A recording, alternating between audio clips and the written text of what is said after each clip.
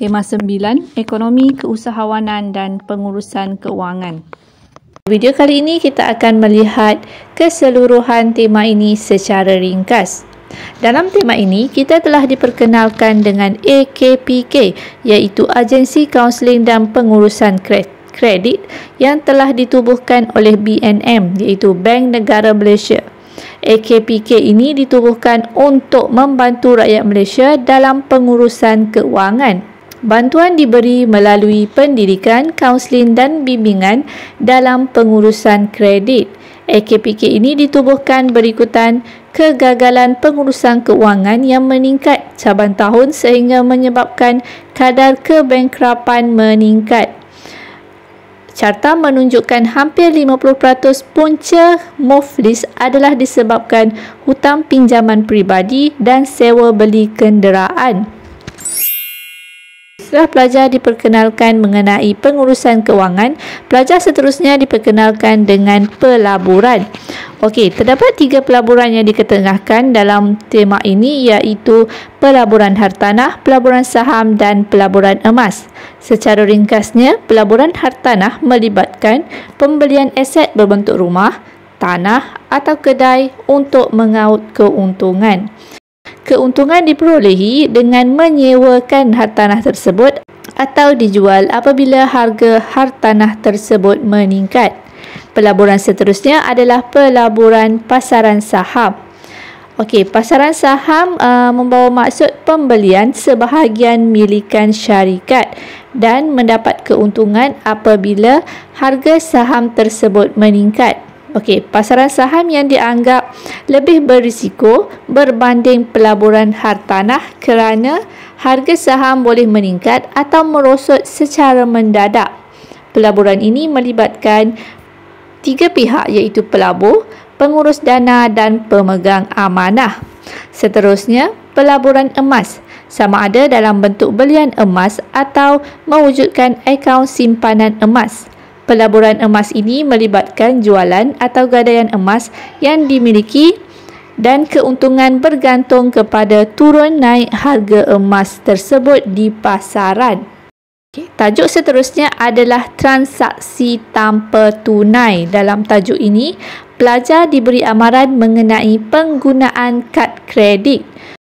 Kad kredit merupakan instrumen pembayaran yang tidak melibatkan wang tunai semasa berbelanja. Jumlah penggunaan dihantar kepada pemegang kad dalam bentuk penyata bulanan.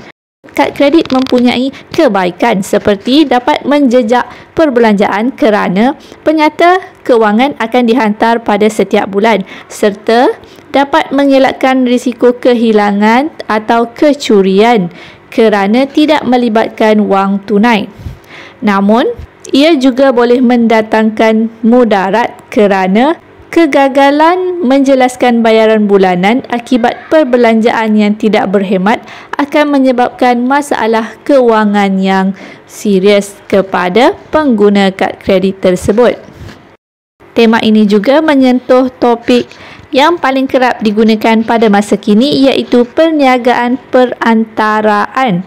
Okey, perniagaan ini lebih berfokus kepada e-panggilan, iaitu ataupun dalam talian yang melibatkan penghantaran makanan, barangan atau perkhidmatan penumpang. Okey, perniagaan jenis ini melibatkan pesanan melalui panggilan untuk mendapatkan perkhidmatan sama ada secara langsung melalui telefon ataupun dalam talian sahaja. Okey, kewujudan syarikat-syarikat perantaraan ini memberi kemudahan kepada pengguna dan menambah pendapatan kepada orang awam yang terlibat sebagai perantara yang bekerja dengan syarikat e-panggilan ini. Okey, topik terakhir yang disentuh dalam tema ini adalah cabaran usahawan, di mana seseorang usahawan memerlukan ilmu dalam bidang yang diceburi serta perlu mempunyai kesungguhan dan kegigihan dalam meneruskan perniagaan.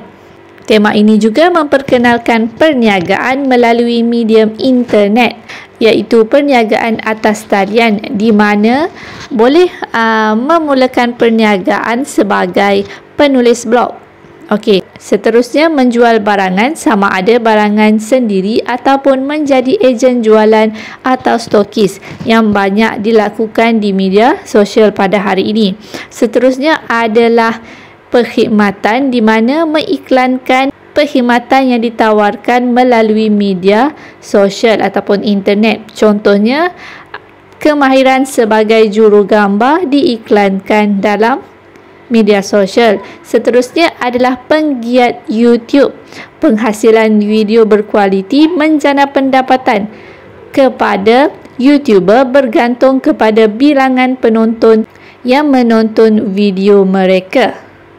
Okey, demikian tadi ringkasan topik yang disentuh daripada tema 9, ekonomi, keusahawanan dan pengurusan keuangan.